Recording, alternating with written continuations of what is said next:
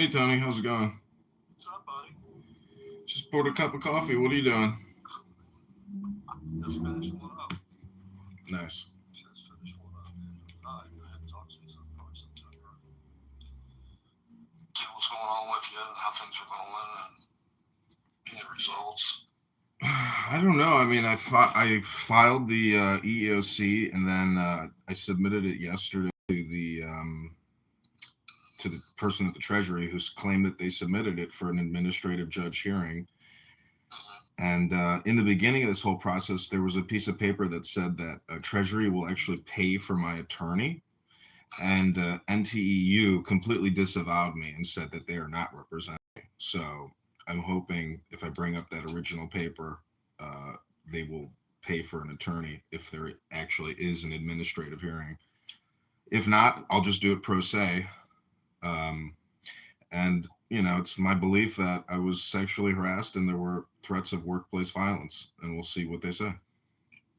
So what was NTU's reasoning? They gave no reason at all. Just, we're not representing him. Matter.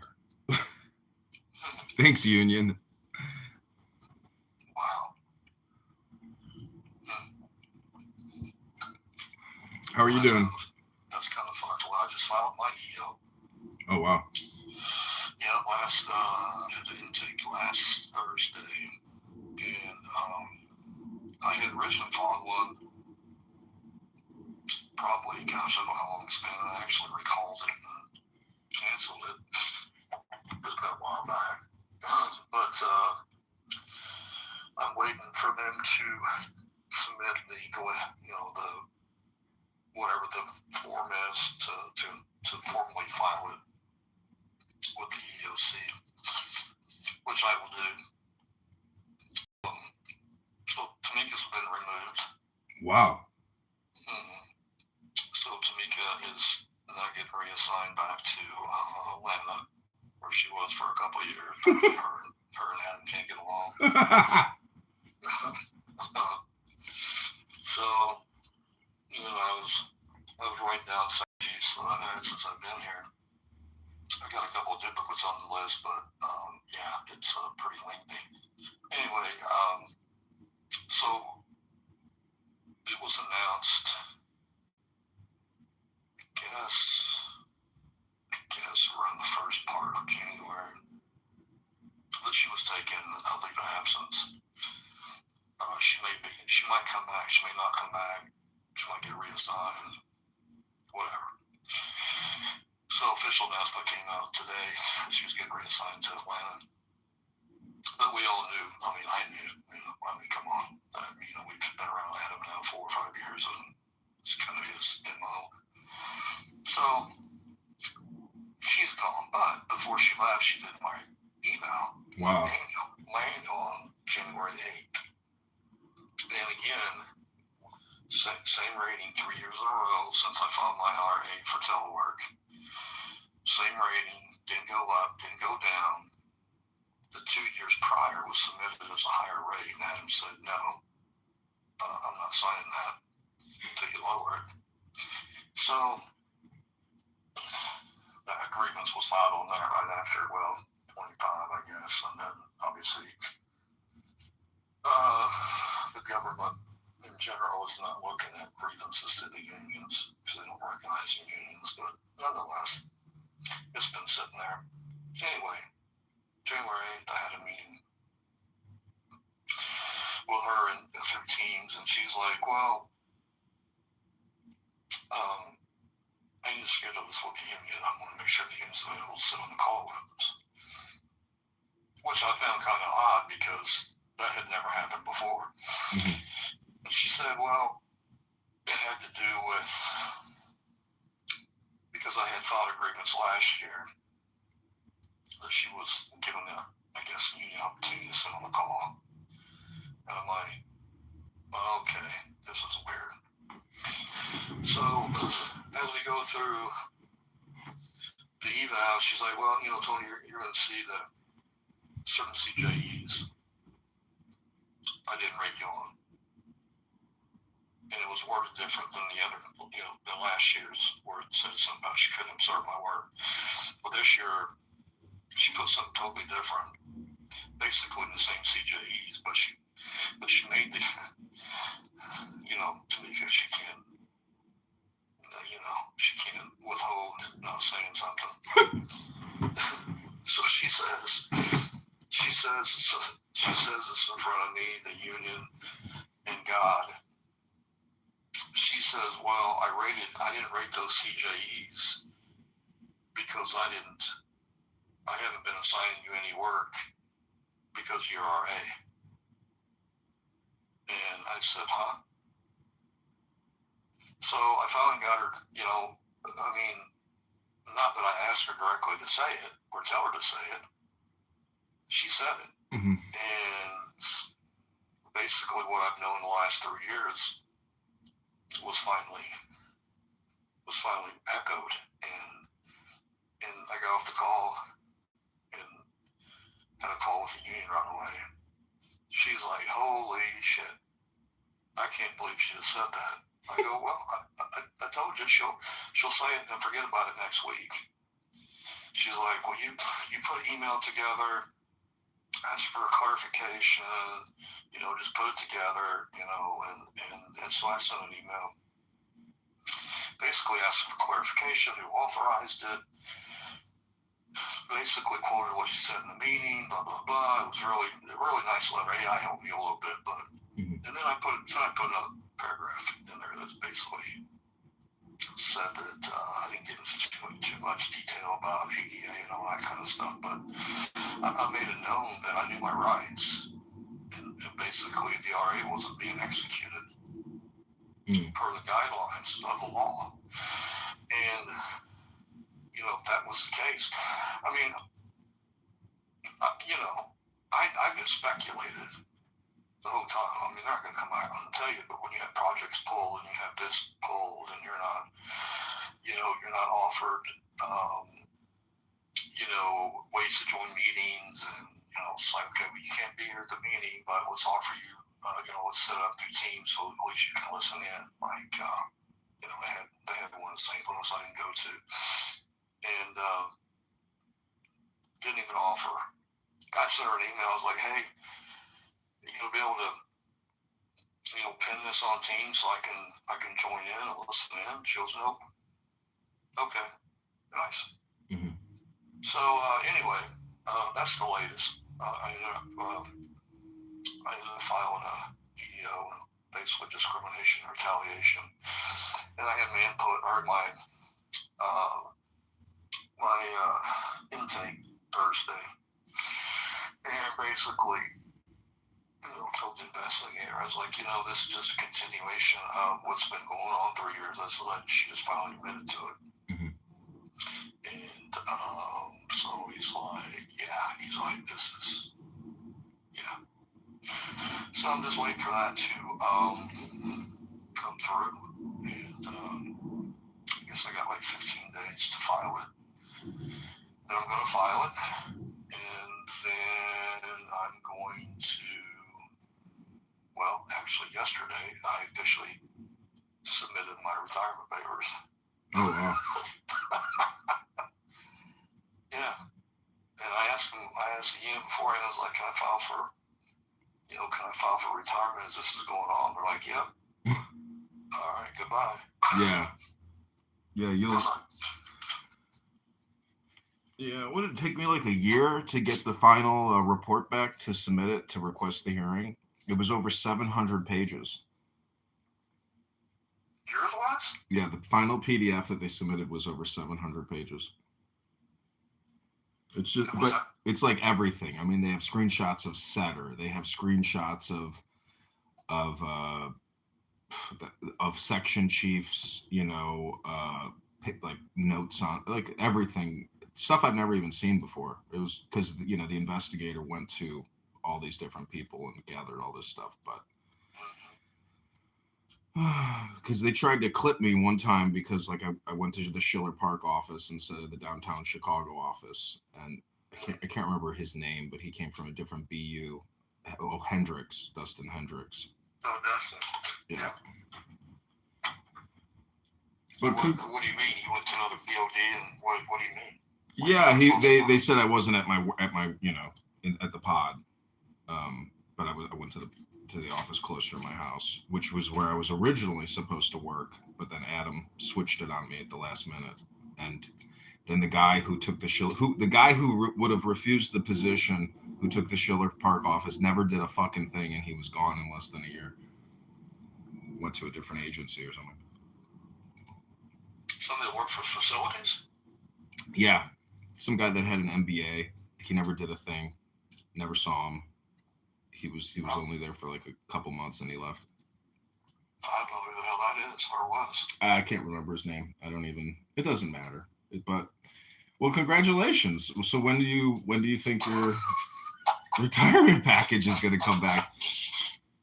I don't know. I talked to the guy Wednesday and just said, hey, I hadn't seen you. You said you were going to have it like Monday. And he was like, well, I'm waiting on the other party to respond. And, there's always another side of the story. Oh, sure there is. So that's kind of what I'm waiting on is for the official go file this kind of thing. So I'm waiting on actually a couple of affidavits from Jamie. One from Jamie and trying to get over to Ken for another affidavit. They're the section chiefs that had submitted me for a higher rating. And Adam said absolutely not. And it's called, the other thing too, the grievance from last year. I mean, I even sent the investigator a copy of that grievance. I go, it's affected my health. I've contemplated retirement. I mean, it's been terrible. And he said this was the last straw. I mean, you can't get any dirtier than that. And they're saying, well, we didn't give any work because you're RA. Well, my RA to telework based on, my doctor's recommendation doesn't mean you can't assign me something to do. Mm-hmm. And I'm not saying I've not been sitting here doing nothing. It's just the fact that, meetings that I used to be involved in and consultations that I used to be involved in. I mean, right after, let's see, it was March of 23, my RA went into effect for telework, March 14th. And then I had that little fender bender, I don't know if you remember. Yeah. And then I was off a couple of days. And I had you and Ayana on the project team, and I think I called her, maybe called you both, I don't know, and said, hey, there's a call coming up. Take some notes. I'll be back.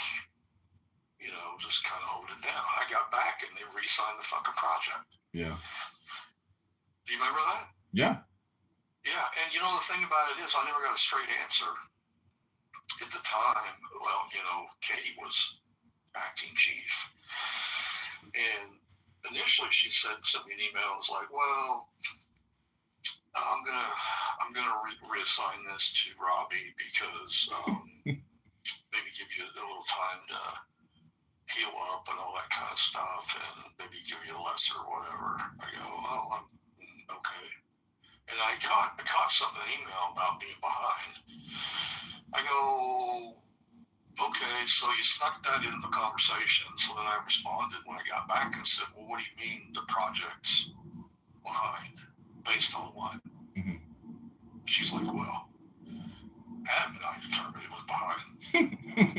I go, you did? I go, did you check with my two other PMs that were assigned to the project? I mean, did you check with W9 and NDC? And the thing about it is, I talked to that director a couple times, John, what's his name, John? Kilcoyne. And I called him the first time. I was like, John, hey, it's Tony. He goes, Tony, what's up? I go, not much. I go, hey, it's been reassigned. I said, they told me it was behind, which I didn't think it was behind. He goes, it wasn't behind. I think it was an overpromised deadline. Mm-hmm. And he just said that we had no complaints. Yeah. Nobody on my team complained to anybody in facilities about how how you run the project?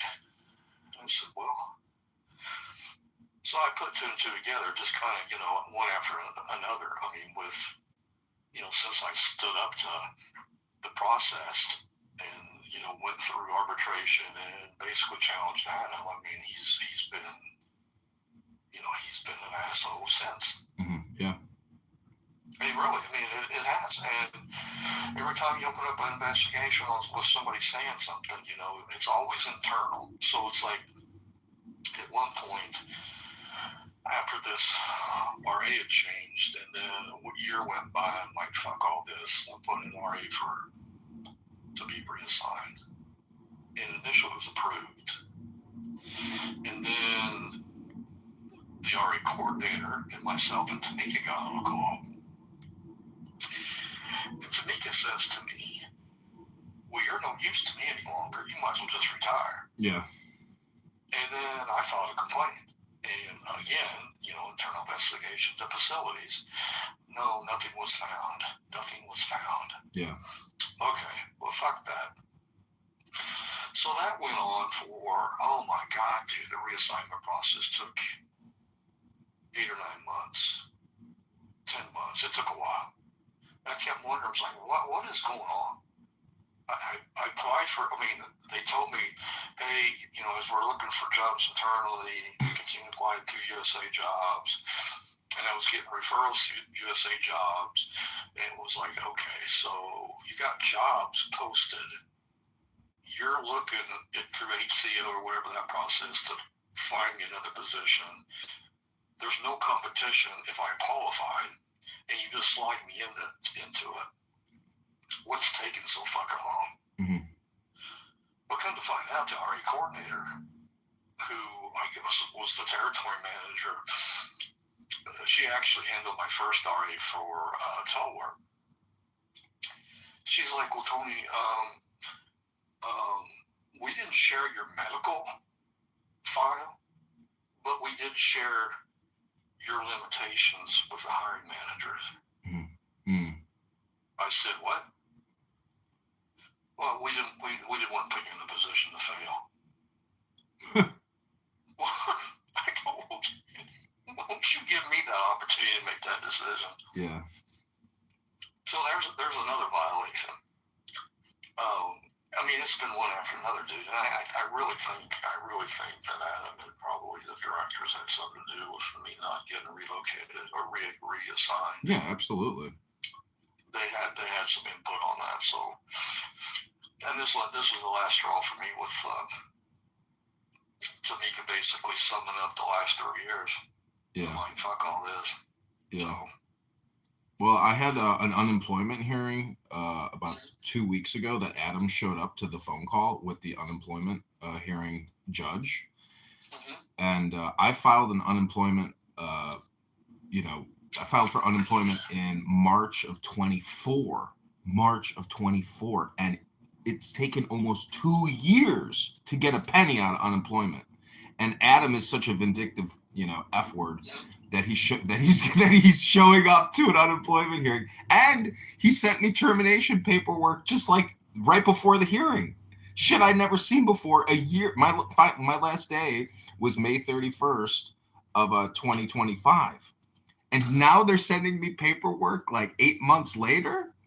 So it's wild. Like he holds grudges, obviously, and. Oh yeah. But I filed an appeal to that hearing that I had 2 weeks ago, and I'm sure he'll show up again, and we'll see how the hearing goes. I don't have much faith in unemployment, in the state of Illinois, but we'll see. Why are they denying you? Is the IRS or the federal government not denying? No, the state of Illinois is denying me the unemployment insurance, and it's about $20,000. So. Why did he show up for the hearing? Because he's the correspondent point of contact. Like, he receives the paperwork from, IRS. The IRS gets it, and then they send it to him. Yeah. Reminds me, I'd like to send them more evidence, but I think what I sent should be sufficient. And somebody told me, talk to the judge like they're a baby holding a teddy bear.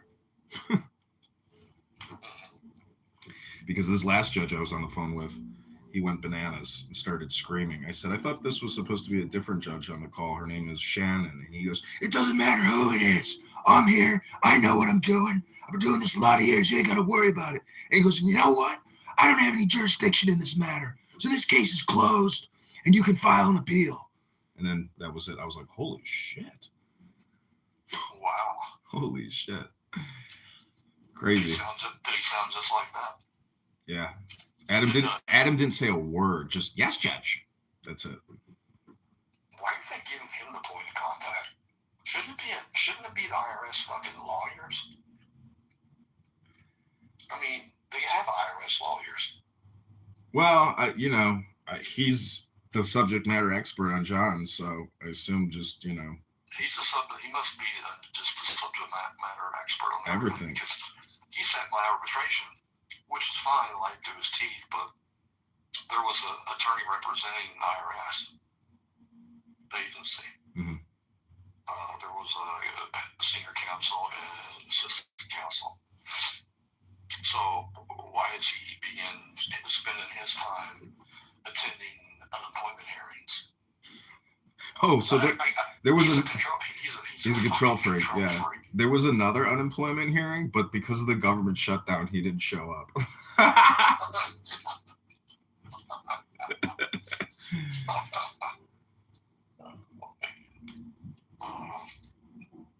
This facilities. The thing about it is, it's like, how do people, well, let me rephrase that. How does this organization not think there's a problem when you got people running out of here after a couple of years, and then, they may go to another market, another territory, and everything's completely different. It's like the whole, I don't get it. What I don't understand is, why is somebody not holding this guy accountable for his fucking actions? I don't understand. I don't get it. There are mysteries in life. Yeah.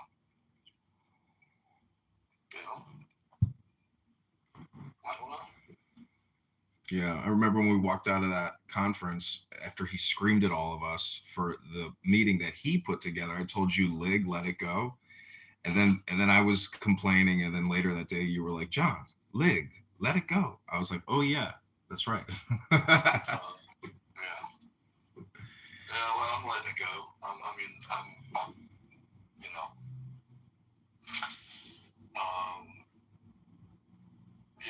They violated my ADA and what's the other one? The Rehabilitation Act of whatever, and then being a protected veteran too as well.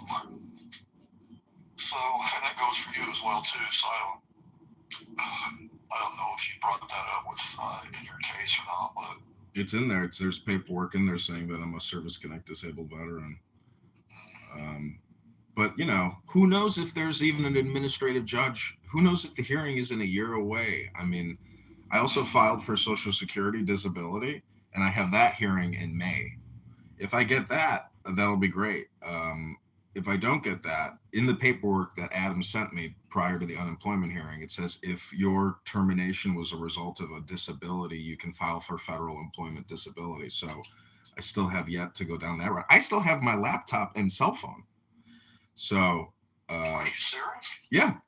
So I need to call the HR, the customer support or whatever, and I'm gonna see what the instructions are for the federal employment disability, and then try to give the laptop back. Well, here's some food for thought. So he sent you termination papers to fill out, or actually a letter of you were terminated on this date? It's in my other in my other room. I can pull it out of a big stack of paperwork, but it was more like a letter stating it seemed like he had it drafted specifically for the unemployment hearing, and it was some territory operations supervisor that works for him. the reason I asked that too is because, you know, a year after leaving the service, you can still file for disability retirement and not go through Social Security disability. You still, I mean, like me, I still had to, I mean, if you're filing for disability retirement, you still have to submit something to Social Security. And while you're still working, they're going to be like, well, you're still working, so it's denied. But it just shows the OPM and IRS that you've, right. You know, you made that attempt. But I guess I don't want you double dipping, which I understand that. But I'm just, what I was getting at with the paperwork he sent you was, you know, 8 months later after the fact, was it? I got a package at the end of May with my actual termination letter. And, you know, I had stopped working basically in March of 24. It took them that long. It took them over like a year and a half to actually terminate me. Right. Technically. So you have until May of this year to file for disability retirement. Instead of going through the Social Security. All right, well, I'll get on that today. What I'm saying is you can still file it.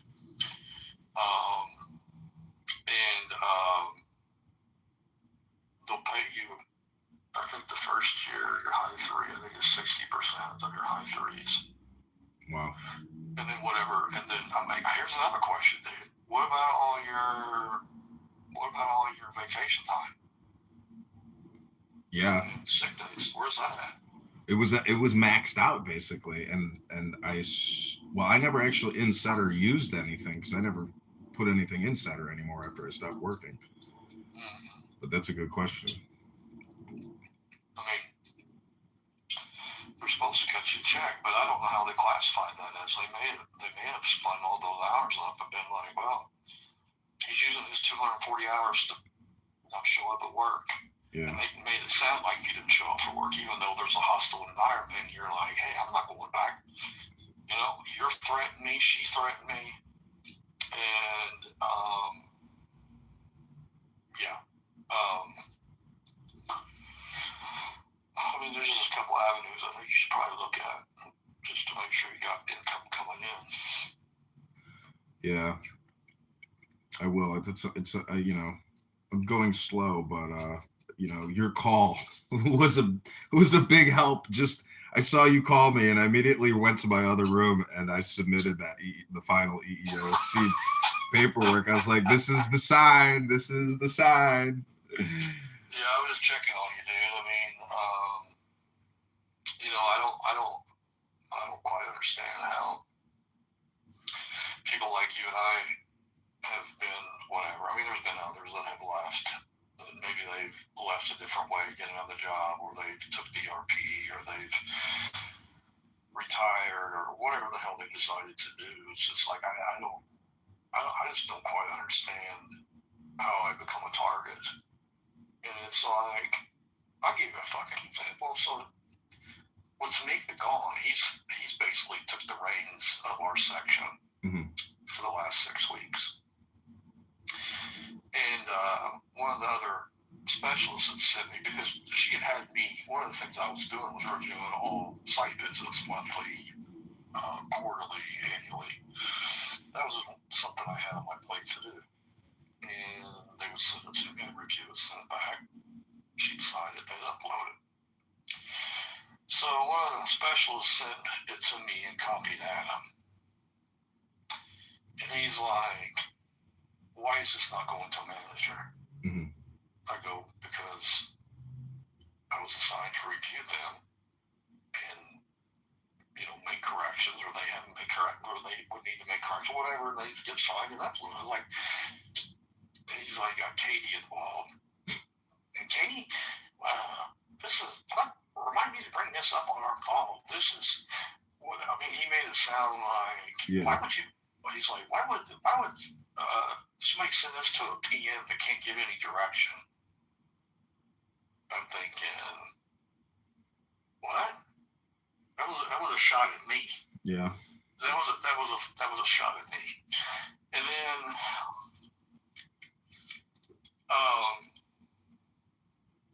I I had set up some folders in SharePoint for training and some other things, and she had asked me to kind of organize all that, make sure training was getting done, and I wasn't tracking it from an ITM like like they do in the system. I was making sure certificates were easily found and they're in one spot for our section, and it's blah blah blah. So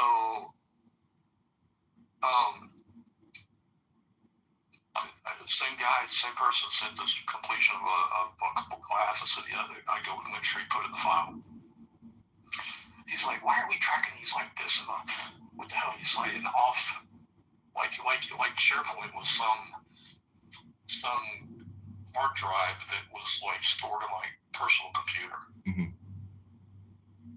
And Katie, I want you to have access to this, and I want you to delete this file. Well, it was our the whole section. It was section C SharePoint, which had a bunch of other folders in it, not pertaining to just certificates, but billing closures and whatever. And he was like, we don't need to be tracking on this and that. We're not. I mean, it's like, he didn't want, I just stopped. I'm like, I'm not responding to this fucking clown, because he has run off on the tangent thinking that, whatever he's thinking, he's not going to listen to my response. Yeah. It was like, dude, we're not tracking these at a ITM educational level. We're just making sure we got the certificates. Why can't you fucking comprehend? He didn't want to comprehend it because it was me involved in it. Yeah. You see what I'm saying? Yeah. It's neurotic, and it's microaggression, and it's just it's anything he can do basically to play a fuck game with you. Like, he'll just just do it. Yeah. And then a couple of days ago, I got a ticket from NBC over the CPS project. And if you recall, we were on that for a year. You recall? Maybe you don't, I don't know. No, I do. I wrote a lot of notes on those stupid phone calls. So do you remember the 3 CPS managers' offices? Yeah. They demanded. Yeah. Part of the hiring initiative, they're like, hey, once we build this, we're going to hire people and managers, and we need to have these 3 offices built. Okay, great. So I didn't really keep up with the project. Nobody consulted with me. Nobody reached out to me. Robbie didn't. And I got a ticket the other day from the CPS manager that said, hey, there's a request for furniture. We need desks and chairs. And I'm like, what?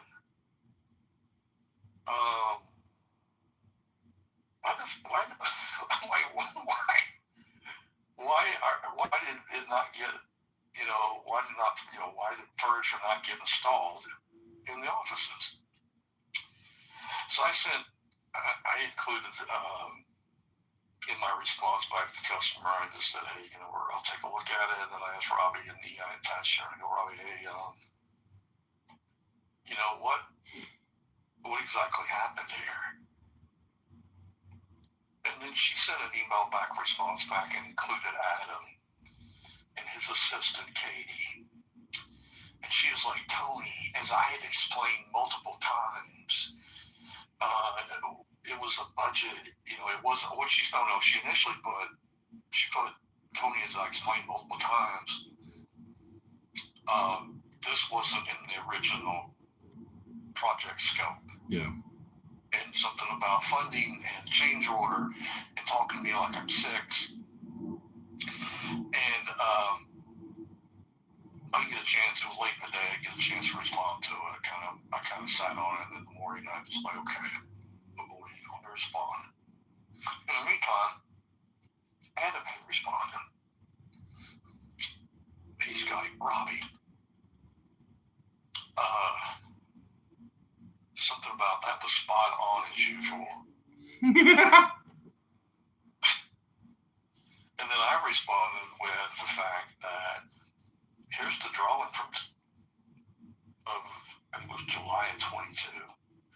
showed the 3 offices, hard-walled, and with furniture.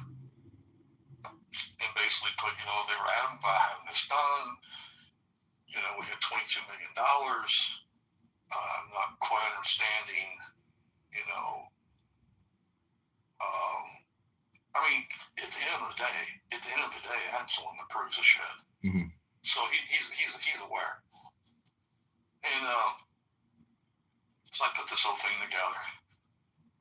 And I said, by the way, I keep getting asked about why the generator. Okay, so here's another example, dude.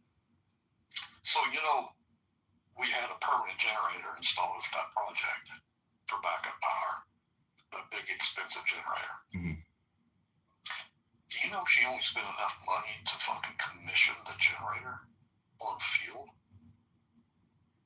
She put fuel in it, they ran their test, did their commissioning, and then did not fill the fucking thing up. And do you know, she didn't reach out to me and say, oh, hey, by the way, this thing doesn't have any fuel. So,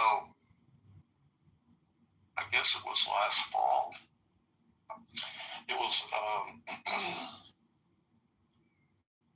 think it was right before the shutdown. And then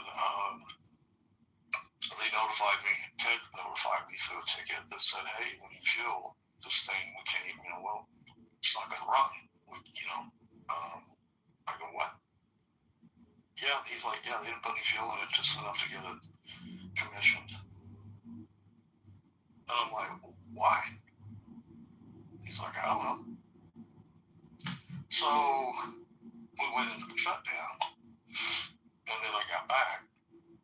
I had to redo the whole quote again and get that all approved. And it became an emergency because it was getting ready to become the holidays and people were getting ready to go on vacation. And then, here I have Adam in my ear. I have the AD in my ear who's reporting back to the head of facilities in Washington, D.C. because the NDC is complaining there's no fuel. Mm-hmm. So again, I'm drug in the middle of something to fix, even though it's my POD. Why is nobody going, why didn't you project management practice is when you're doing a project, you either fulfill everything on the project that you can within budget. If not, you at least need to let somebody know, oh, by the way, you might want to think about getting some funds for fueling this thing. Well, I guess my main question would be, why did you just put enough fuel in it to commission it? That makes no sense to me. Yeah. It makes no sense to me. So I asked her that too in the email. And Adam responded and says, he's like, thanks for sharing. Yeah. That's what he put. Thanks for sharing. Yeah. Well, when I first got hired, I had to fly out to Minnesota with Adam to meet with a bunch of people at the pod there in Minneapolis or in Bloomington, and there was a dispute over a window seat, and so I pulled up like the code showing that the seniority, the EOD gets first choice, and we'll have to you'll have to work this out. And so the guy who was getting in a fight with this woman who worked in, SBSE or whatever it was, him and Adam were very chum. And then I actually met Rettig, and we walked around the facility with Rettig, and even Rettig during this like meeting where we had a piece of birthday cake for some, anyways, he says, when you go to those courts, I want those mom and pops. I want them paying. I want them suffering. I want justice against these mom and pop. I was like, what? Like, he's talking about ruining small business owners' lives. This guy's a tax attorney. But anyways, the guy that we met with Adam, when we get back to Chicago or like a week or two later, he goes, hey, remember that guy we met, and we spent the day with? I said, yeah. He goes, oh, well, he died. I was like, he died? Like, yeah, he retired and then he died. I was like, wow. So, that the whole, like, the way that he handles things is so crazy. Like, what does he think is going to happen to him?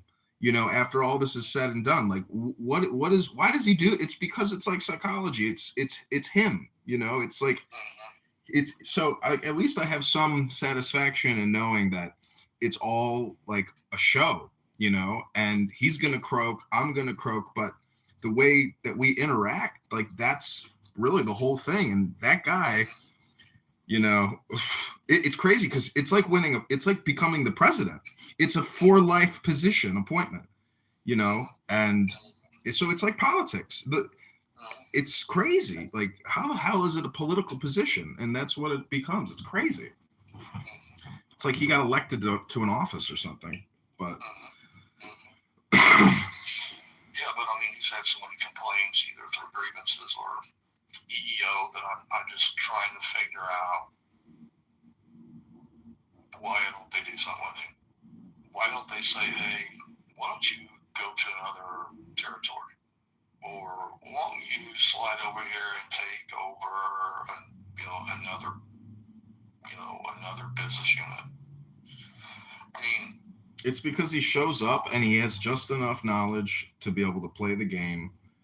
And, you know, he can claim everybody attacks him because nobody wants to do any work. You know, it's just that type of shit. That's what it is. And people in DC, you know, I was really annoyed. Like when my last day there, Tamika comes up to me. She says, by the way, you know, we're pulling you from the Duluth project and we've made a new hire in Duluth. We're pulling you from all your projects and you don't have to do the motor pool vehicle anymore. And then they had a meeting and Adam literally like sat himself in front of me and turned his back to me. And then we had a meeting and then I was like, okay, this is it. Like, I'm done working here. Like, they've got somebody to replace me in Duluth. I'm no longer doing motor pool vehicle. Like, what's the point of even being here? Like, I'm done. This is it. I'm not coming back to work anymore. Like, I can't believe this, but this is it. Bye. And then they have these DC people that they bring in who don't know anything about anything. And one guy says to me, how you doing, John? Are you doing okay? You doing okay? I said, yes, sir, doing great. You know, and total waste of time. You weren't there for that meeting, and total waste of time. And I think I pissed off Adam because this woman gave us a 2-hour presentation on how to file for mileage, you know, compensation, or how to do a flight versus driving. And I raised my hand. I said, ma'am, I said, no offense, but my income taxes are actually easier to do than to try to calculate whether or not I should fly or drive. I was like, how is this not automated? Why is this like, you know, a physics equation that no one can solve? And then our coworker, what's her face? She whispers to me, she says, John, it's a jobs program. I was like, oh, okay. The whole fucking thing is a jobs program, you dummy. So when Adam, you're up in Chicago with Adam, the last time he sat in front of you, was that part of a meeting with just you and him and Tamika? No, that was in KC. It was, you know, territory meeting. That's the last time I saw you, and was that the last one? That was back in like February or March of 24, I believe.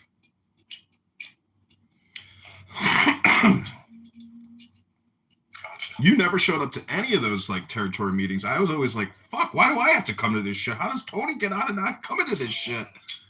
What's he doing? I went to the one in 22 or 23. I think that was when you and I talked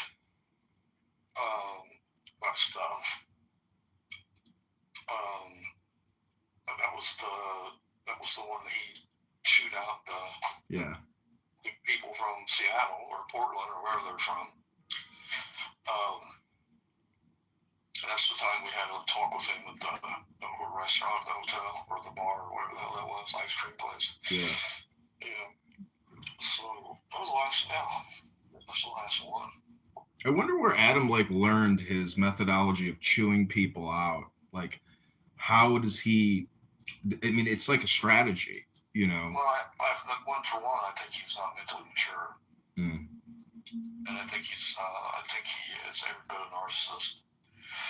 And I wouldn't be surprised if he don't have some bipolar floating around in there, because even today we had a call about some of these changes in project assignments, and he was happy as a lark. But it was also, I'm like, I'm actually at my POD today, and I come here on Fridays, but I'm sitting here in the conference room and I'm listening to this conversation. I don't say anything except good morning. That's about all I say. And thank you. And that's it. I'm sitting listening to him. He's like, everybody have a great rest of your day and a great weekend. And, I appreciate everything you're doing. I mean, it's to me, I think he's just really good at fluff. Yeah. And I think he should have been a politician. That's what I think, because, and again, I go back to the bipolar thing. He can change on the dime. I mean, I think he has a lot of highs and lows, and just depending on, how the wind's blowing for the day, and who's asking the question, and who needs a favor, or who is in the circle, or, he's joking around with, he's talking and joking around on the call with everybody, but guess who? Me. Yeah. I don't want him to. To me, I think it's all a fucking, I don't know. I just think it's all a mirage. I don't believe any of it. Well, that's why I say. That's why I say he's like you think he's a politician. That's why I say his job is like getting elected to a political office. I just remember one time on a call, like I'm working my ass off, I'm stressed out, etc., and he's on the conference call. It literally sounded to me like he was swinging on a hammock on a farm, having a cocktail while we're all, stressed out and doing this and that. At that moment, I was like, this motherfucker. And it had to do with, work from home and all that shit. And I could tell he was just sitting on a hammock, enjoying his view, screaming at all of us, telling us, got to be in your pod, this and that. I'm like, the hypocrisy of this shit is unbelievable. Yeah, I just think he turned, if he's manipulating enough to get what he wants, to make himself look good, as soon as something goes tits up, guess what? Yeah. He's going to take accountability for that. He's going to be like, well, Tony did this, or so-and-so did that, or they should have did this, or, that's what's going to happen. It's just that's exactly what happened that's what actually happened, I think, with NDC. When I first got that project, it was over Christmas. I didn't take Christmas break that year. He hands me this project. Already had funding. Already had a number. I'm like, come on with these fucking numbers. None of it had even been looked at. He's like, they need this done. I go, holy shit. Okay. So I put this aggressive schedule together based on his basically on his promise to them. He could pull this off. He's going to pull this off. Just him alone. Because at the end of the day, when things are successful and whatever, he's the one that gets the. He's the one who's looking for admiration and whatever. Maybe he thinks he's going to DC to work in HQ eventually and take over the whole show. Who knows? I don't know, but as soon as the shit hits the fan, he's blaming people. So. Have you seen him? Are all his teeth still in his mouth, or did he get any of the teeth, replaced that he's missing in his mouth? Dude, I haven't seen him in 3 years. That's unbelievable. I saw him on like Teams video calls. Him sitting in a conference room, at a distance, but I've not actually been in the same room with him since Kansas City. And then actually these email exchanges I've had this last week, since he's filled in, since Tamika's took a hiatus, it's the first emails and communications I've had from him in probably 3 years. He don't talk to me. He don't call me for anything. It's usually about, last time I think he called me about some furniture or something that I was trying to get for the for the lawyers of St. Louis. I can't remember what it was, but he had called me with Katie on the line. I mean, it just ripped my ass about something. I go, you're not even listening to me, Adam. You're not even listening to anything I said. And then about 30 minutes later, he calls me back. He goes, hey, I just want to apologize. I understand now you had it under control. I go, okay.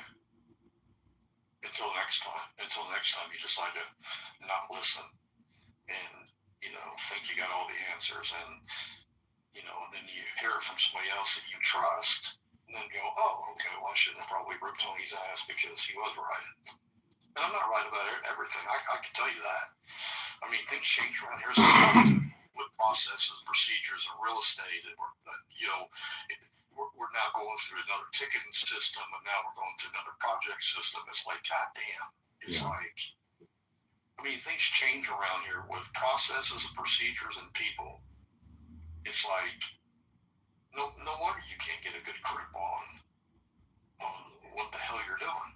It's like, yeah, for that Duluth project, out in my 4.5, 5 years or whatever it was, I'm going through basically the process instructions, and I had realized that this project had never even fully been through like the EWRA or whatever it is, through the GSA for funding request.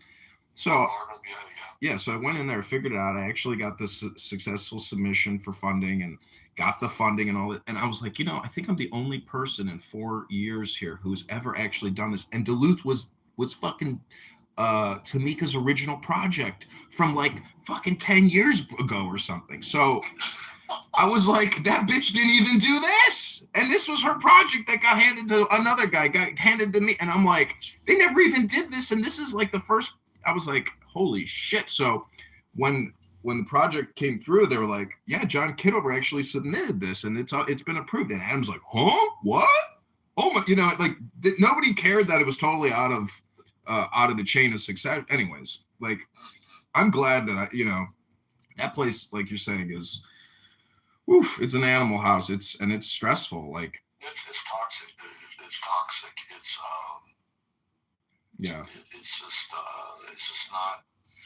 It's not suited for people like us who can only take so much, can't hold their tongue. And I mean, I'm saying I just respond to everything like always, but I mean, it usually takes me a while, but I usually figure out what the angle is, motive is, like something's up, and then it's like, then you kind of shut down and you kind of don't respond and it's like, you don't want to be here. I don't want to be here. I just don't want to be here doing this for him. I feel like that's who I'm doing this for. Instead of saying, hey, I'm doing for, for America and, the United States, it's like, are you really? I mean, are we really? Are we just doing this for Adam? We're doing that's the problem I have is because I can't. I don't know. I was in a pod and they wanted to do a renovation, and so many of these projects are just total waste of time. There's no actual real ROI in terms of like generating more revenue for Anyways, I was really upset because this the front desk was basically shaking down a young girl that drives Uber who has no money, and I was like, oh my God, these are shakedown offices.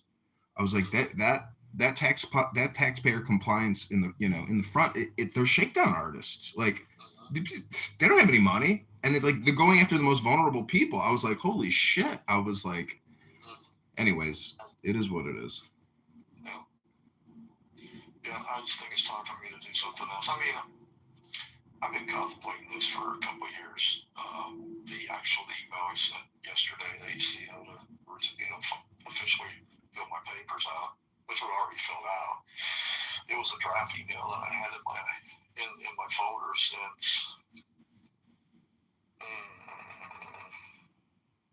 I want to say sometime last year. But I had originally applied in 24, and then basically retracted it talked to a couple people like, hey, no one can force you out. You know, you retire on your own terms. Blah blah blah. And since he kind of got back in the picture this last 6 weeks, we've got a couple projects that have to be done. They want done before fiscal year 26 is over, which, you know, is the end of September. Well, the fucking project is in fucking Chicago. And now all of a sudden, after 3 years in my RA, he wants me to, like, fucking travel. Yeah. He's like, I need you to put in a travel request. And I'm thinking, are you out of your fucking mind? And then I talked to the private PM who had basically put the kind of the early stages of the project stuff together. And I'm like, so do you think this project has any chance in hell being done by September? And they're like, no. So let me just recap. So we had 4 projects that they want done before the end of fiscal year 26. Well, guess who got the hardest project? Me. And he admitted that on the phone on this call this morning. Well, you know, the other 3 projects, the one that's going to be tough is Chicago. That's probably the hardest project. Is it at the JCK? It's moving from Schiller Park. Oh, they're closing Schiller Park? Yeah. Holy shit. They're moving from Schiller Park to JCK and furniture from Schiller Park School in Downers Road. But he gave me the hardest project, the one that is going to fail. So he can say October 1st, well, you know, Tony doesn't know what he's doing. Mm-hmm. But even though I was looking at this thing and I'm thinking, okay, maybe. But then I just talked to the person who had the project, which was Pam. And she's in my case file because she claims that Tamika didn't call me a man whore, and that we were just having a casual conversation. She didn't help me at all. Yeah. Well, I'm not surprised. Yeah, birds of a feather. I'm not surprised. It's all about loyalty. So she told me that no, it's probably not going to make it. Well, you'll find this hilarious. So with Tamika not coming back and going to Atlanta, well, guess who just got appointed 90-day acting section chief? Pam Davis. Oh, I thought her last name was Coleman. I screwed that up. Yeah, Pam Davis. So how does that work? I mean, I remember the last time I actually was in the same room with her was in Chicago. And we had that little get together with that Kim lady to do some kumbaya shit and take a whatever and this is say so, and so you can tell your whole life story in here and nobody's going to judge you for it. I remember her telling me, because she was fairly new to FMSS and project management in general, she's like, I don't want to do projects. I don't know what I'm doing. I don't want to do projects. And now she's the acting section chief. Yeah, Pam, she told me that she was working. She's been there a long time. She was working in, I don't know what business unit that is, but she told me that she couldn't do it anymore because they had to garnish somebody who was dying of terminal cancer, and they were going to bankrupt her. And she was like, I just couldn't do that to people. I couldn't keep doing that to people. I was like, holy shit. You know, like that's some serious shit to garnish and seize assets, you know, of somebody. Anyways, I was just kind of like, wow. I was like, so that's why you moved to FMSS? Because you didn't like stealing people's money that were dying anymore? I don't even know if she actually, who knows, but. Yeah, so she found acting section chief for at least 3 months. Yeah, I'm not surprised. I'm not surprised she didn't confirm that. I'm not surprised. Was there anybody else in that conversation, or just you 3? About what? What she called you a man whore. Oh, Tamika? No, we were at Potbelly's, and we were doing a site visit, and she's like, "You're not going to eat with us, John?" I was like, "No, I'm good." I'm like, I had a big breakfast. I'm good on having lunch with you. But yeah, she says, yeah. I mean, I was talking about how, it's talking about dating or marriage or whatever, and she's like, "Oh, you a man whore, John. You a man whore." And I should have got up and just left them at that fucking restaurant. Got in the car, just immediately left and said, "Hey, I was sexually harassed. I felt I should have just abandoned that fat pig at the restaurant." So it was just you three there? Mm-hmm. Yeah. I should have started the process then. But, I mean, I've been sexually harassed at work many times. I mean, what makes this question? So what happened with the whole Robbie thing? Yeah, like you said, no findings. At the end of the day, they said there was no substantiation, no findings, etc. And but then at a meeting, I wrote Robbie an apology letter saying, "Hey, sorry about this, blah blah blah." And she came up to me. She says, "Thank you so much, John, and thank you so much for not publicly saying anything." I was like, "You're welcome." I mean, I'm not. Anyways, that's what it is, but it's just annoying. I mean, was that brought up in your claim? Not too much. There is things in there saying that, as a result of filing that original sexual harassment claim. See, the thing is, they narrow the scope on what they're going to investigate, and that's not part of like the official complaint. But that's kind of what led to all of this. What caused the rift between me, Adam, Tamika, was me, saying that, Robbie is sexually harassing me, saying, "Hey, we can get a hotel room together, wink, wink. We can go in the hot tub together, wink, wink." I was like, "What?" She said that to you? Yeah. I was like, "What? I was like, ugh. She's nasty anyway. Yeah. Well, yeah. Yeah, her and I don't get along very well. She's very,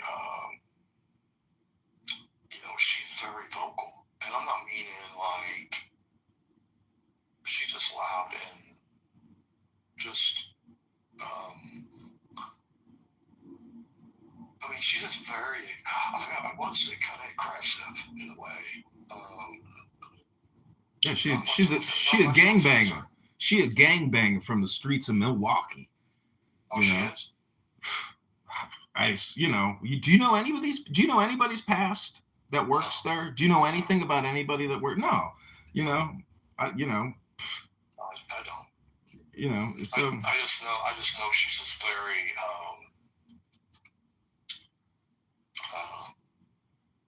yeah, I'll never forget it. I go into an office with Robbie up in Wisconsin. There's only one guy working at the pod. He's like a senior, employee, been there forever. And this was peak COVID. And he says, "Robbie, would you mind putting a mask on?" And she looked at me. She said, fuck that motherfucker, that white mother. Like, I was like, what?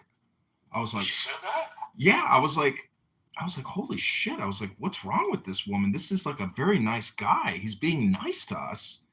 Why is she so crazy? She's psychotic.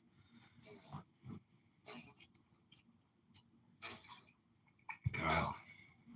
The whole COVID thing. I can't believe that's like what my career came down to, was like being in a pod and taping off 6 feet, wearing a mask. Like the dumbest fucking reality you could ever create. Like, talk about wasting your life and stupidity. Unbelievable.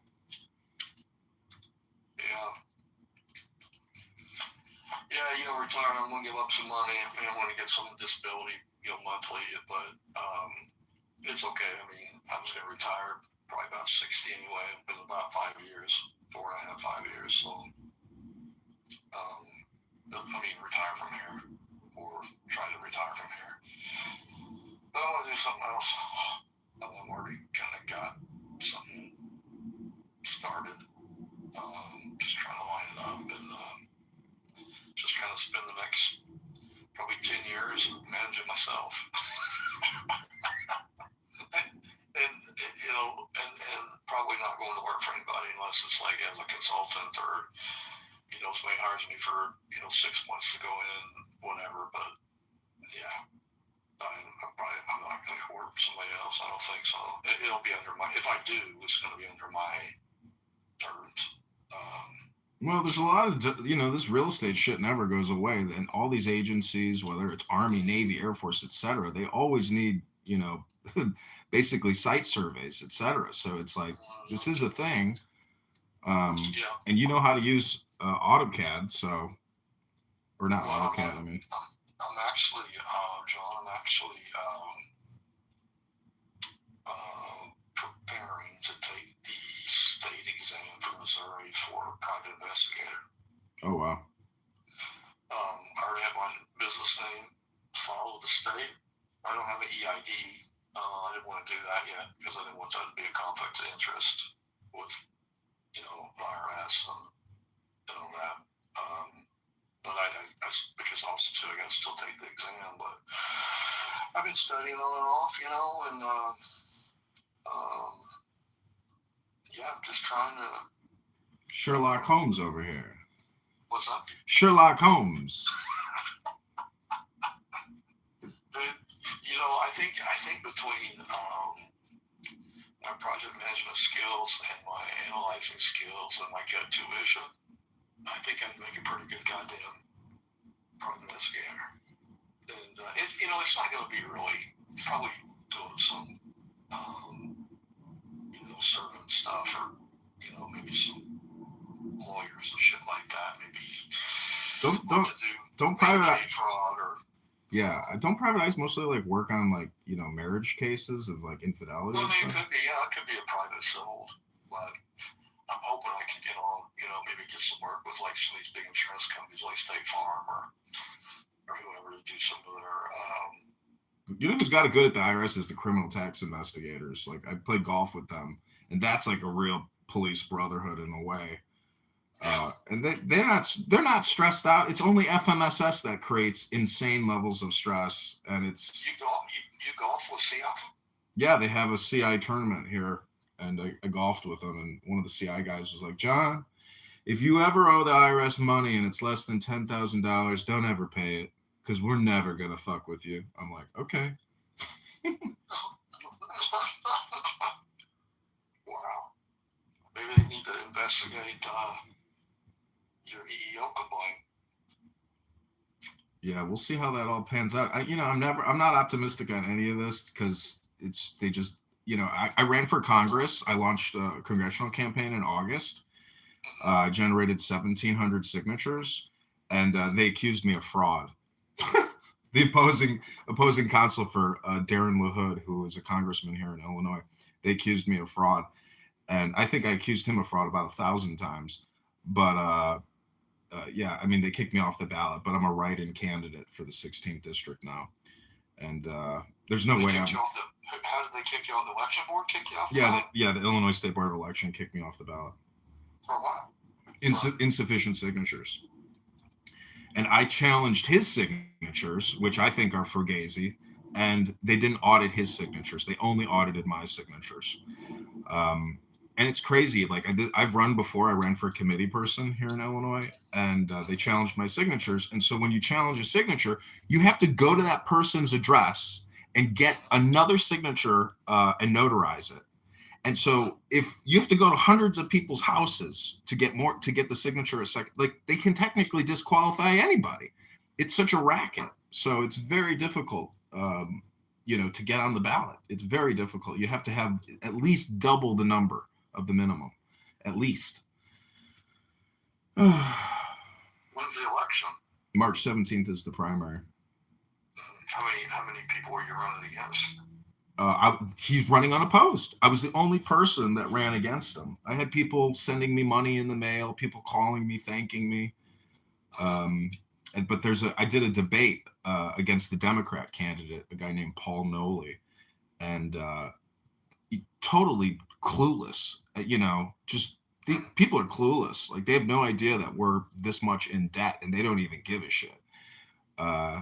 So he's running against a Democrat in the November election, and there's a good chance that this Democrat beats him in like a +3, +4 Republican district. So he's putting out all this content, nonstop and touring, but he doesn't hold any open public town halls. Everybody hates the guy, hates him like at a very high degree. It's chance he wins, a chance he loses. But it was interesting running. Yeah. It was a Hey, big. I was gonna ask you, not that I'm not interested in your political career, but I was just thinking off the top of my head, did they give you a copy of the affidavit or the thing I filled out? Yeah, I got that. Oh, you mean I don't know if that's in that final submission. It's probably in there. Yeah, well, I mean, they sent me something in my email and said I had so much time to get it back. I filled it out and sent it back to them. Yeah, I got that. I read that. I thank you for that very much. Yeah. I don't know if they reached out to the person that told me what was said. What was it? What's her name again? Crystal Johnson. Yeah, Crystal. Yeah. Yeah, she's like,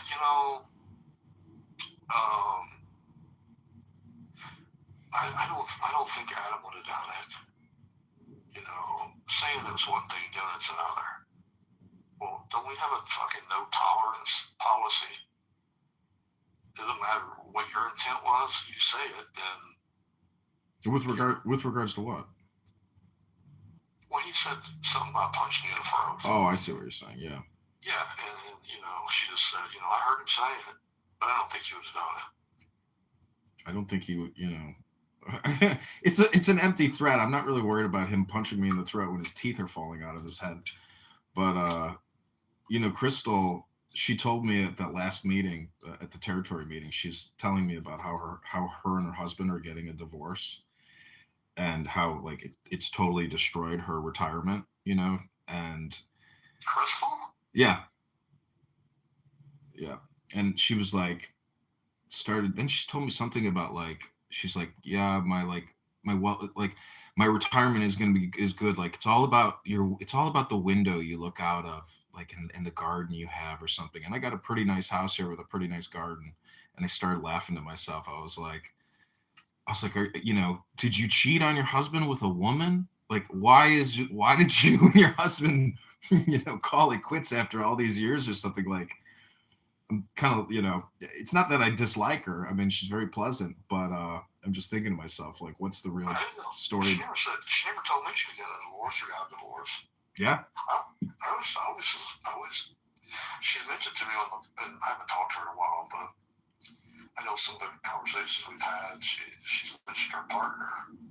Yeah, that's what I was thinking, because she's so dykish that I'm thinking, oh, her husband ditched her because she's a lesbian, and her husband's dating a younger guy. Because I think it was like she was saying that her husband is much more well-to-do than her, and and so this divorce is costing her well-being, or her lifestyle or something like that. Okay.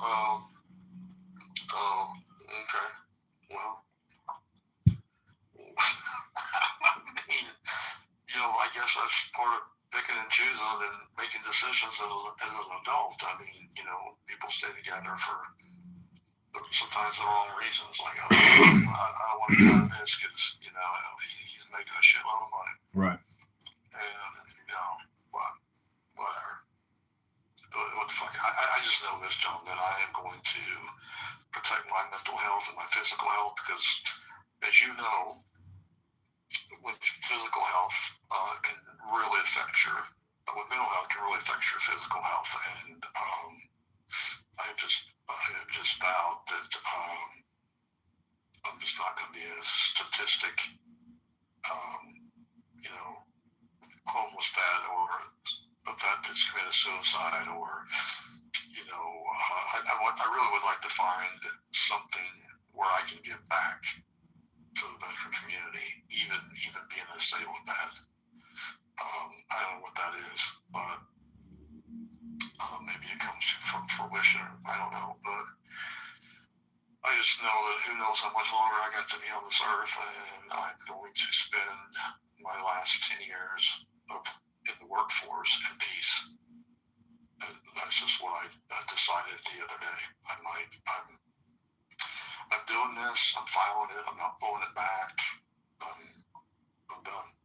Yeah. Well, congratulations. It's I mean, ever since I stopped going to work, I've been enjoying life. I mean, but without the VA disability money, I would be fucked. I mean, I don't spend much, and I don't have any kids. I don't have a wife, so it's like it can work for me. Yeah. So I understand you got children and whatnot, and so like. Oh, my kids are adults, dude. My daughter, my oldest one's 30. My youngest one will be 23 in October. Yeah. Yeah. And I'm divorced about 5 years now, so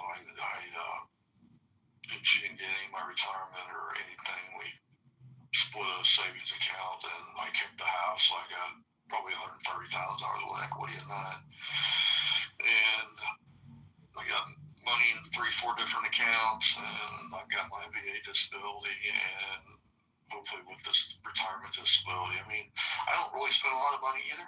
I don't have any in debt. I have the house. Yeah. And then I have a newer car that I purchased that I don't hardly drive. I actually drive my older one that's paid off. My daughter's car actually paid hers and mine. The older car that I drive. I just paid them off in the last month. Like this January, early part of January. And, I told myself a long time ago, those years when you're 25 and you're thinking, God damn, I got 40 more years to work. Yeah. I'd really like to be like debt free at a certain age. I really like to be whatever at a certain age. And I mean, I was looking at some of my bills the other day. I think I use a Discover card almost all the time. I don't cook, so I'll stop and eat. Mm-hmm. I may be $1,500 in debt, which is nothing, not nothing. And I don't know. I just feel I'm in a good place. I'm in a good place to do this, and I'm going to do it. And in the meantime, I'm going to, put the shit together for the EEO complaint, see where that falls, because in some ways they have really forced me to retire because of the mental anguish and the retaliation and discrimination, and I gotta get away. I gotta step away. So yeah, that's what's gonna happen. Yeah, Adam means first man. It's I think you're right about the bipolar diagnosis on him. But if he gets stressed, then that's when it comes out, and otherwise he's happy and gay, drinking his wife's kombucha. I mean, he definitely is a narcissist. He definitely is narcissistic. Well, don't forget, he's got tragedy. His son offed himself. I wonder if he had anything to do with his son's well-being. I don't know, dude. I've never asked that. I always said, yeah. I mean, I don't know. I thought it was an accidental shooting, but apparently not, huh? I don't know. I mean, it could have been fentanyl. I have a friend who, well, he's not really a friend, but he died. He sniffed some fentanyl or something, killed himself, and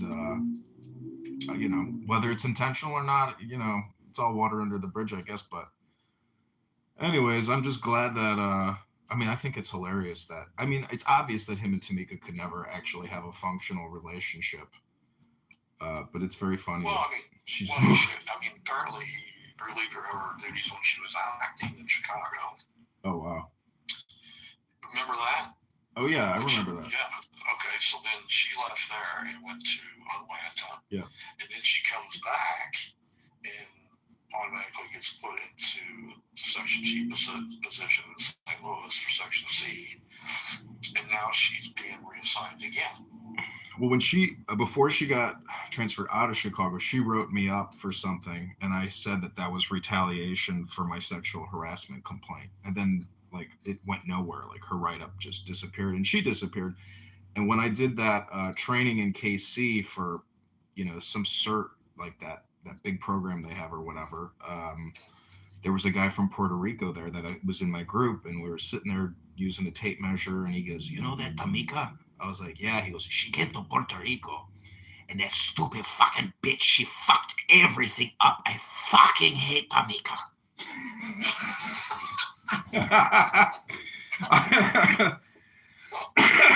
This guy was like an army vet, you know, like a pretty good guy, you know, intelligent, well-to-do, you know, and he's like, I fucking hate that Tamika. She fucked everything up for us. Fucking bitch. Oh man. Well, whatever. Apparently somebody in LA likes her. So I don't know. You know, they can shift her around all over the place. Not once, but twice. And can't terminate her though. It's unbelievable. You can't terminate anybody. I mean, you know, but it is what it is. I mean, you see, the thing is, it's like artificial. I mean, isn't it amazing that the budget is in the billions? You know, never going to be a change in funding. But there's no, I even asked Jamie one time, I was like, now that you're working in portfolio, is there like an alignment between revenue generation and investment in real estate?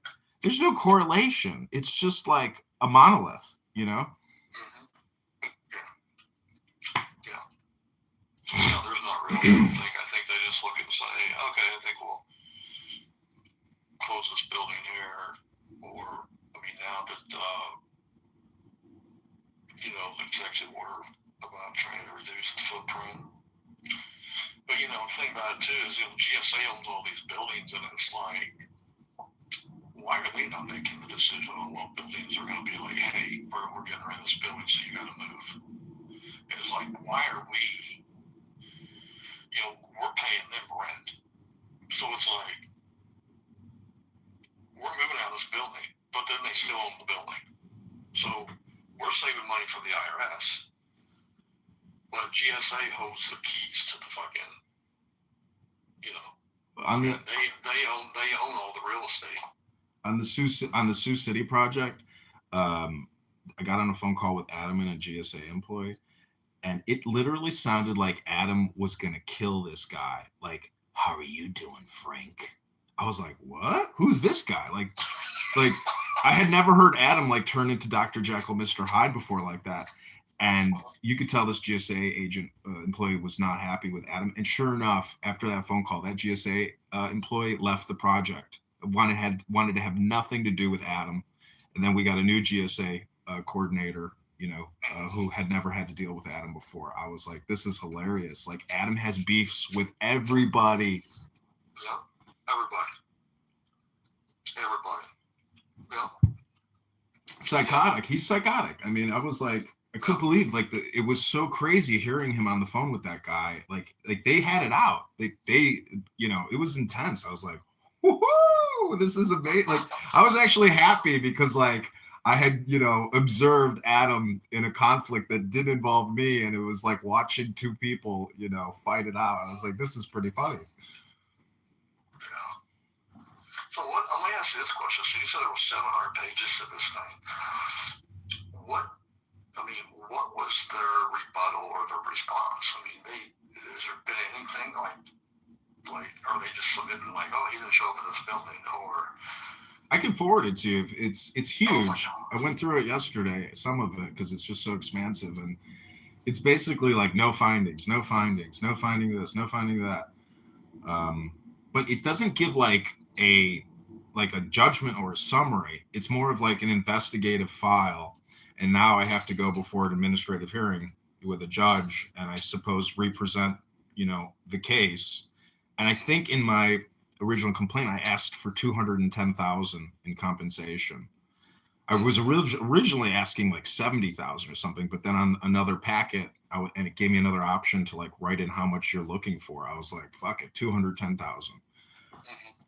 So, you know, we'll see. They also give you the opportunity to have the Treasury make a summary judgment for you if you don't want to go to an administrative hearing. I was like, what the fuck would be the point of doing all of this if you don't go before an actual judge and you let the IRS, you know, give you its own judgment?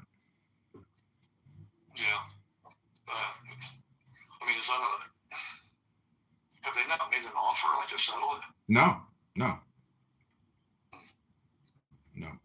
Did you see Scott Bessent talk to that congresswoman who's like the head of the Federal Reserve Oversight Committee, Maxine Waters? Scott Bessent was like, "Madam, please maintain some level of dignity."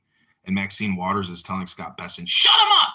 Shut him up! Shut up! Shut up! Did you see that video clip? No, I haven't seen that. Oh, I'll send it to you. It's fucking hilarious. It's just like dealing with people at the IRS like Tanika. Shut him up! Shut him up! Yeah. I'm just kind of curious what they're gonna. To me, I don't know. It's like if you have affidavits, you know what I mean, from other witnesses, that's a big key to a lot of this stuff. As far as having witnesses, and I'm hoping, I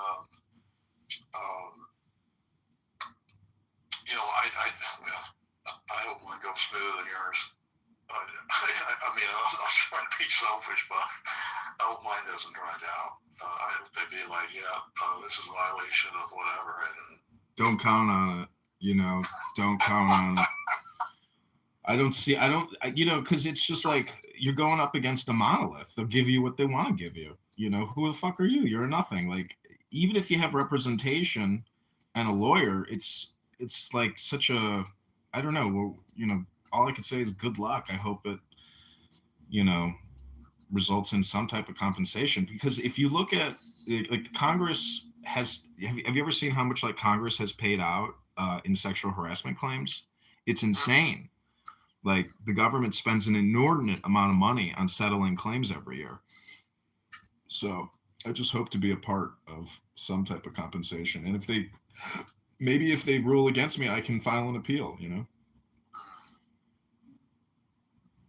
I think it'd be much easier if they did settle because they're going to pay for their lawyers.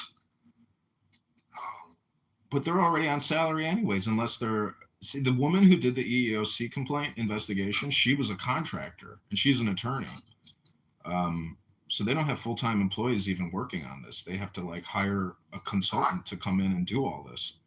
Right, and that's costing big money. The lady that reached out to me, I think she was from the USPS. I think. Yeah, I got a weird email with my findings by the United States Postal Service. Like, click this link. I'm like, what the fuck? Why am I clicking on a United States Postal Service link? This is weird. How the hell do they do that? I think she's the one that sent me to fill it out. And I sent it back to her. And then she asked me, what Crystal Johnson are we talking about? And I put,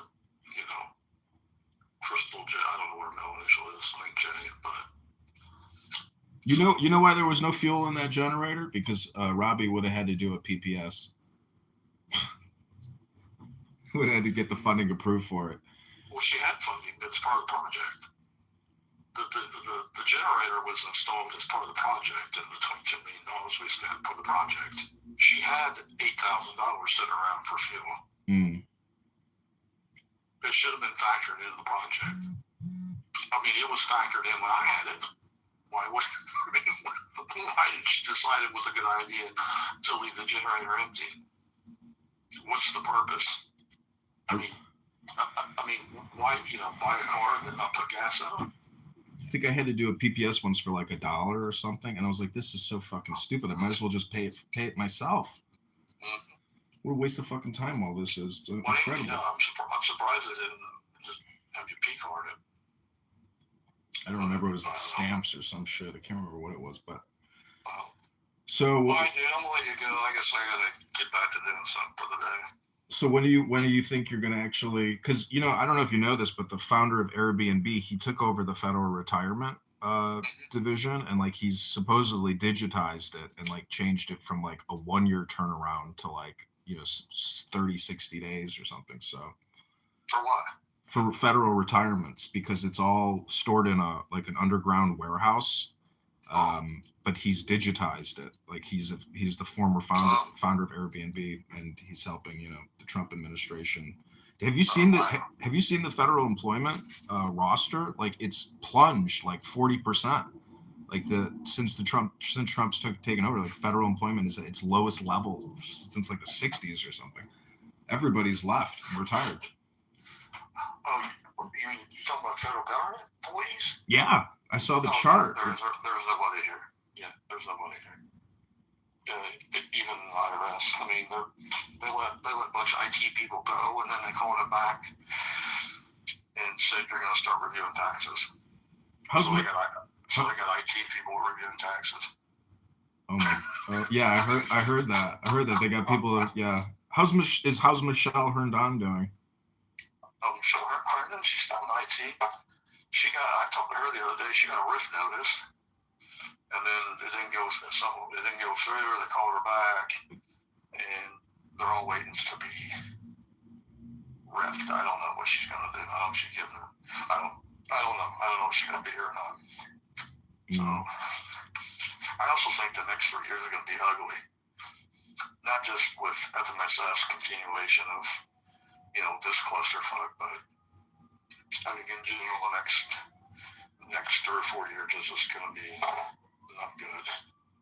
I mean, I don't know. There's not hardly any jobs on USA Jobs. IRS hasn't posted any jobs. I couldn't tell you when a year.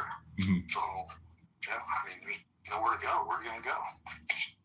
Fuck, look at Palantir. Go to where? Palantir. So how was that? It's Peter Thiel's company. They have basically the criminal tax. Like, I was with Rettig one time, and when we were in Minneapolis, and he was talking to all the attorneys. He's like, "Have you heard of Palantir? Have you heard of Palantir?" Like, he was soliciting Palantir to IRS senior, attorneys, appeal attorneys, etc. And it's like the Google search engine of everything. Like, they have all the data from everything. So, like, all criminal investigations, they know your assets, they know everything about you, because it's like one huge database, and it's an AI software. So, but anyways, check it out. Like, it's publicly traded, and it has exploded in market cap because of the federal government contracts. They do all the targeting for the military. They do everything. Like, they're huge, but they are hiring, and they moved their office to Miami. I'm like, at some point, I'm like going to probably try to apply or something, but. All right. Well, I'll let you know how this thing goes, and thanks for the call, and thanks for always reminding me to, keep pushing on this. Well, you got until May if you want to look into filing for disability retirement. I will. I'm going to do that today, or I got a mountain of paperwork on my desk to go through. If you need the email address, it doesn't go through the traditional retirement process. Disability retirement goes through a different process. You can go on. You can't. I don't know. There's a website for regular retirement, TRPs, all that kind of shit. Okay, well, I'll text you if I have any questions or whatever. Yeah, no worries. Okay, thanks a lot, Tony. Have a great day. See you, buddy. You too. Okay, take care.